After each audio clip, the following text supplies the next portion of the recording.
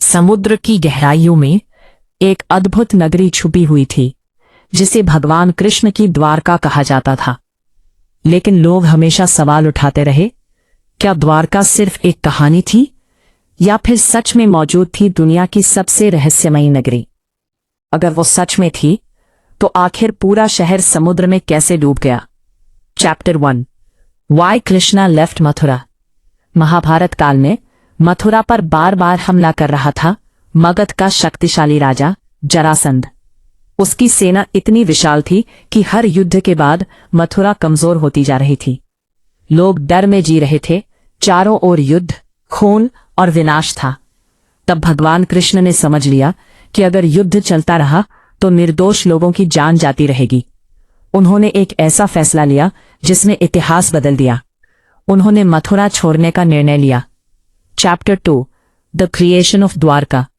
कहा जाता है कि भगवान कृष्ण समुद्र देवता के पास गए और उनसे रहने के लिए भूमि मांगी।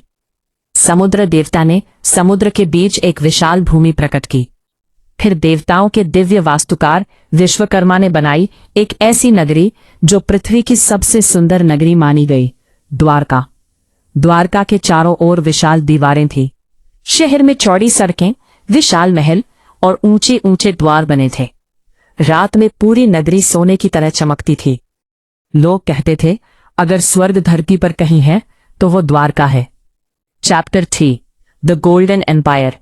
द्वारका सिर्फ एक शहर नहीं था, वो एक शक्तिशाली साम्राज्य था। कहा जाता है कि वहां हजारों महल थे।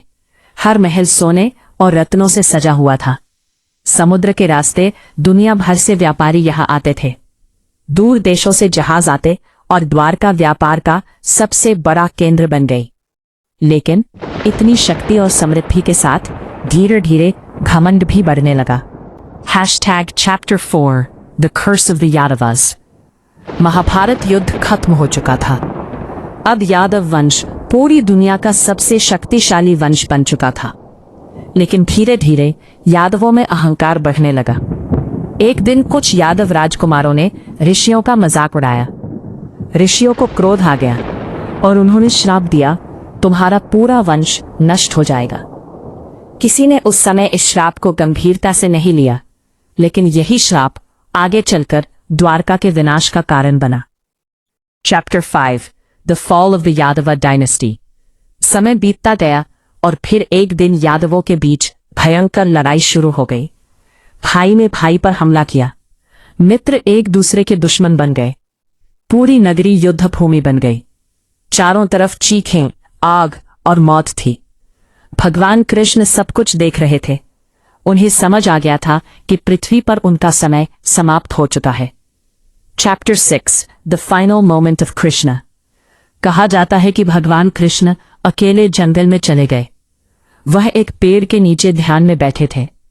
अब उनका पृथ्वी पर समय पूरा हो चुका था। Chapter 7 the sinking of Dwarka. और फिर वो दिन आया जिसने पूरी दुनिया को बदल दिया। भगवान कृष्ण के पृथ्वी छोड़ते ही समुद्र की लहरें अचानक भयंकर हो गई। आसमान काला पड़ गया, धरती कांपने लगी। लोग डरकर भागने लगे, महल टूटने लगे और धीरे धीरे पूरी द्वारका नगरी समुद्र में समाने लगी। लोग अपनी आंखों के सामने एक पूरी सभ्यता को डूबते हुए देख रहे थे। कुछ ही घंटों में द्वारका हमेशा के लिए समुद्र के नीचे गायब हो गई। Chapter 8 the modern discovery. सदियों तक लोगों ने द्वारका को सिर्फ एक कहानी माना, लेकिन फिर 1980 के दशक में भारत के समुद्र वैज्ञानिकों ने गुजरात के पास समुद्र में खोज शुरू की और जो मिला उसने पूरी दुनिया को हैरान कर दिया। समुद्र के नीचे विशाल पत्थर की दीवारें मिली, पुराने खंडहर मिले, ऐसी संरचनाएं मिली जो किसी प्राचीन शहर जैसी लग रही थीं। कुछ वैज्ञानिकों का मानना है कि ये वही खोई हुई द्वारका नगरी हो सकती है। Chapter 9 the biggest unsolved mystery. लेकिन आज भी सबसे बड़ा सवाल वही है, क्या द्वारका सच में भगवान कृष्ण की नगरी थी? क्या वो सच में समुद्र में डूब गई थी या फिर ये सिर्फ एक मिथक है? और अगर समुद्र के नीचे सच में द्वारका मौजूद है तो शायद आज भी वहां छुपे हैं इतिहास के सबसे बड़े रहस्य। कभी कभी इतिहास सिर्फ किताबों में नहीं छुपा होता, कभी वो समुद्र की गहराइयों में भी दफन होता है। और शायद द्वारका उन्हीं रहस्यों में से एक है।